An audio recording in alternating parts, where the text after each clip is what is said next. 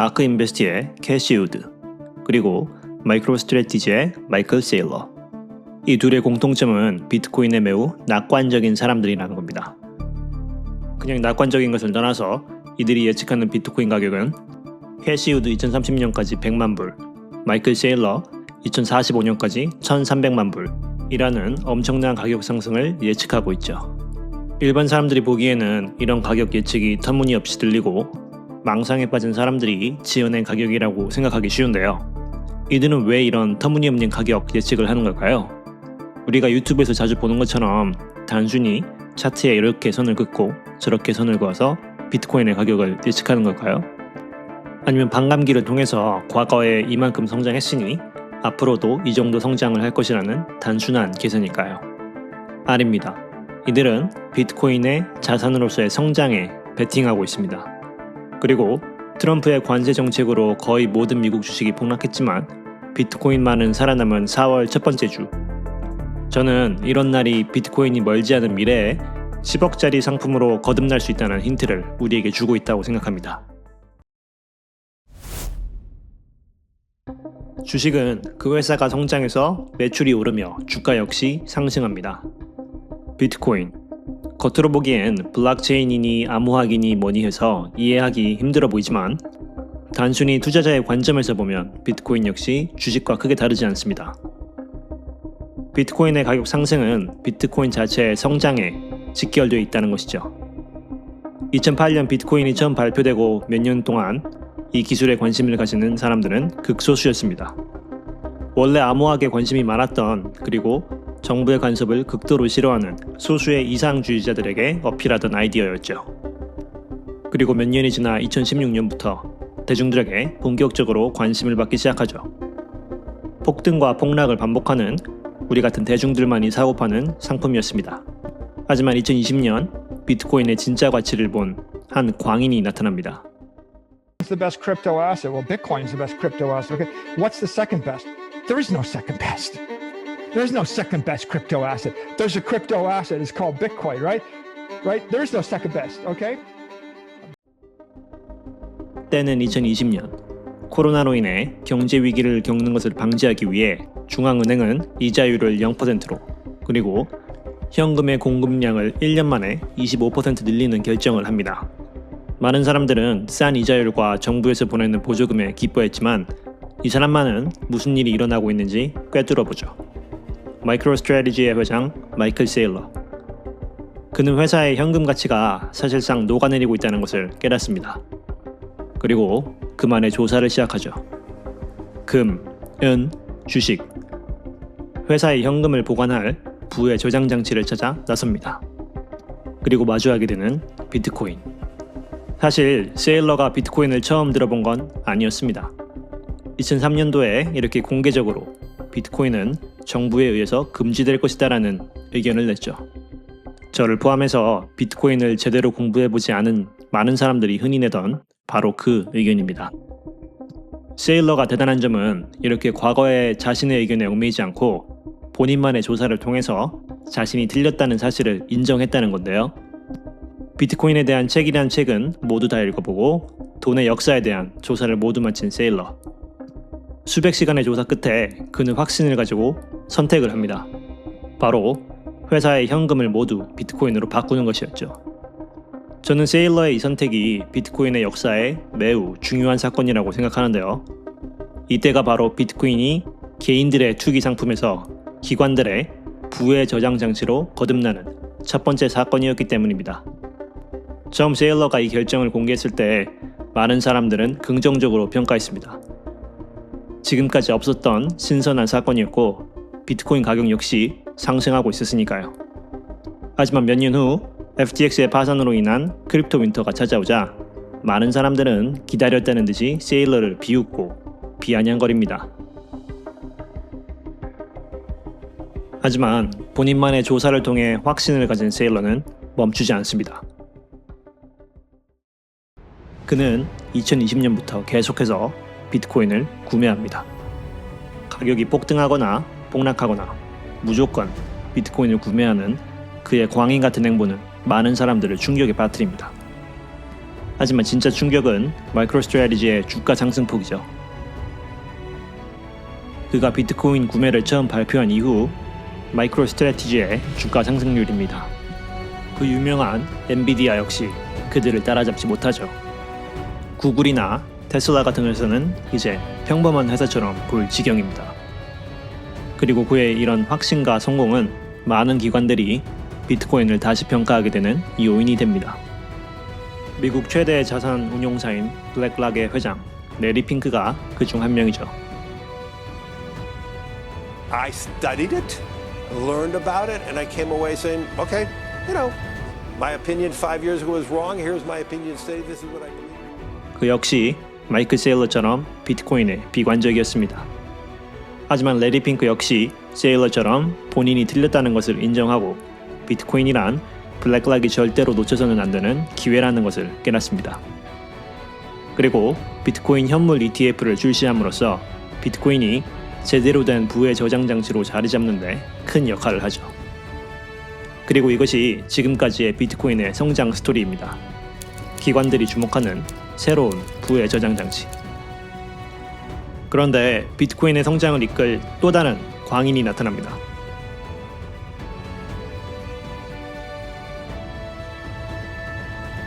트럼프 역시 비트코인에 대해 비판적이었습니다.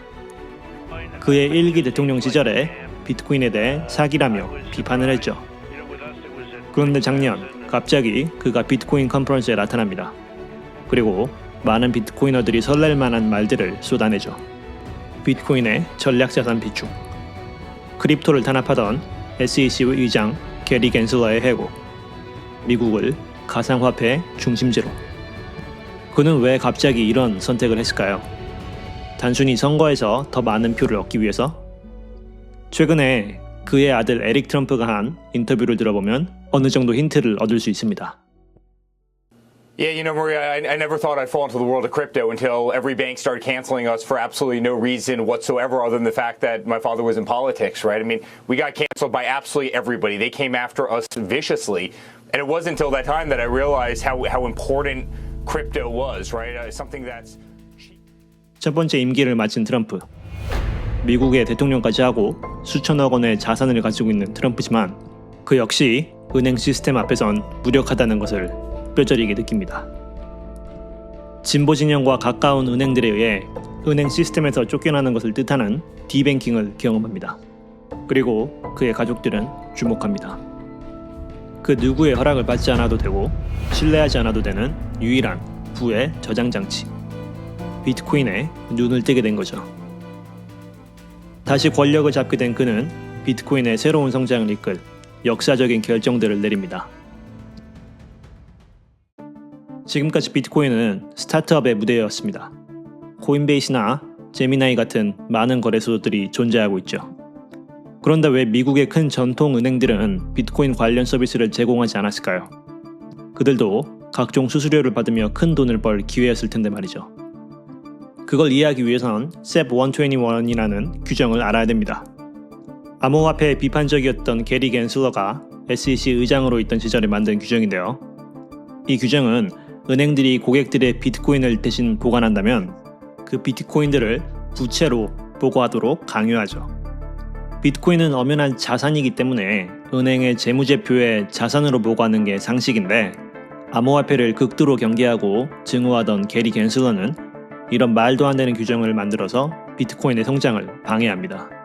큰 은행들 입장에선 고객의 비트코인을 보관할수록 본인들의 부채가 늘어나게 됐으니 비트코인 산업에 진출할 수가 없었죠.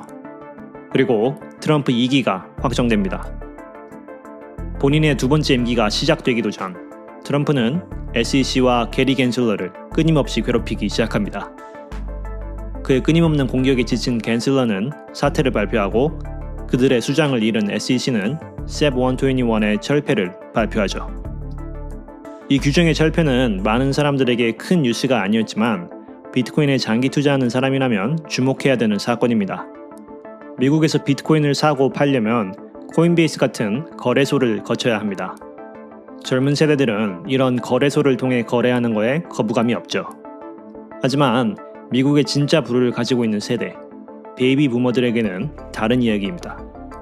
이들은 본인들이 평생 같이 거래를 해온 피델리티, 뱅크 오브 아메리카 같은 대형 은행들과 거래하고 그들이 제공하는 금융상품에 투자하고 싶어 하죠. 그리고 이제 곧 이들 역시 비트코인에 눈을 뜨게 될 겁니다. 본인들이 믿는 회사들을 통해 비트코인에 투자할 수 있기 때문이죠. 그리고 이들의 요구에 맞춰 대형 은행들은 단순히 비트코인을 사고 파는 것을 넘어서서 비트코인을 담보로 대출을 해주거나 비트코인을 보관해주고 이자를 지급하는 새로운 금융상품을 출시할 겁니다. 이 모든 것이 비트코인이 할 수 있는 성장의 기회인 거죠. 2025년 3월 6일, 트럼프는 모든 비트코이너들이 상상만 하던 발표를 합니다. 비트코인의 전략자산 비축. 10여 년 전 비트코인이 일반인들의 투기 대상이었던 시절에 누군가 여러분에게 10년 뒤에는 미국 정부가 비트코인을 전략자산으로 인정할 거다 라고 말했다면 믿으시겠습니까? 아마 미친 사람 취급했겠죠. 그런 엄청난 일이 불과 한 달 전에 일어났습니다. 그런데 비트코인의 가격은 그렇게 엄청난 변화가 없습니다. 많은 사람들이 트럼프가 행정명령으로 당장 많은 양의 비트코인을 구매하길 기대했습니다. 욕심이죠. 3월 6일에 트럼프의 행정명령을 보고 실망한 사람들은 단기적인 관점에서 비트코인을 트레이딩하는 사람들입니다. 아마 이 행정명령을 직접 보지도 않았을 겁니다. 하지만 비트코인의 장기적인 성장에 베팅하는 사람들은 주목해야 됩니다. 무려 백악관에서 인정합니다. 비트코인은 디지털 금이다. 비트코인을 비축하는 것은 미국에게 전략적으로 이득이 되는 선택이다. 그리고 가장 중요한 문구가 여기 있죠. 이 문구가 중요한 이유는 정부 차원에서 비트코인과 다른 암호화폐를 차별화해다는 겁니다. 비트코인만이 공급이 한정돼 있고 진정으로 탈중앙화된 자산이기 때문에 비트코인만이 미국의 국익에 도움이 된다고 판단한 거죠. 2020년 마이클 세일러의 발표가 비트코인의 기관화를 이끌었다면 백악관의 이 발표는 비트코인의 국가화를 시작하는 발표입니다. 미국 정부가 이런 발표를 했다고 해서 다른 나라의 모든 정부들이 바로 비트코인을 받아들이지는 않을 겁니다. 하지만 미국 정부가 비트코인을 통해 점점 더 부유해질수록 더 많은 나라들이 뒤늦게 관심을 가지고 참여하겠죠. 많은 기업과 기관들이 뒤늦게 마이클 세일러의 성공을 보고 참여한 것처럼 말이죠. 그리고 비트코인이 전 세계의 기관과 국가들에게 디지털 금으로 인정받는 순간 그때부터는 캐시 우드나 마이클 세일러의 가격 예측이 터무니없는 얘기가 아니게 됩니다. 단순히 비트코인의 가격으로만 생각하면 터무니없지만 비트코인이 세계의 자산에서 차지하는 비중을 생각하면 충분히 가능한 이야기입니다. 현재 세상의 모든 자산 대비 비트코인의 가치입니다. 세상의 모든 자산 대비 0.1%. 시간을 좀 더 길게 잡고 2045년이라고 생각해볼까요? 마이클 세일러의 예측입니다. 2024년의 그래프와 그렇게 다르지 않습니다. 부동산과 주식, 그리고 채권은 아직도 세계의 자산 가치에서 가장 큰 비중을 차지하고 있습니다. 금 역시 성장을 했죠. 유일하게 다른 점은 비트코인이 눈에도 안 보일 정도로 작은 비중에서 어느 정도 큰 비중을 차지하는 자산이 됐다는 거죠. 그리고 비트코인이 이 정도 시장 가치를 가지게 될 때 비트코인의 하나당 가격은 1,300만 불입니다. 마이클 세일러가 예측하는 가격이죠.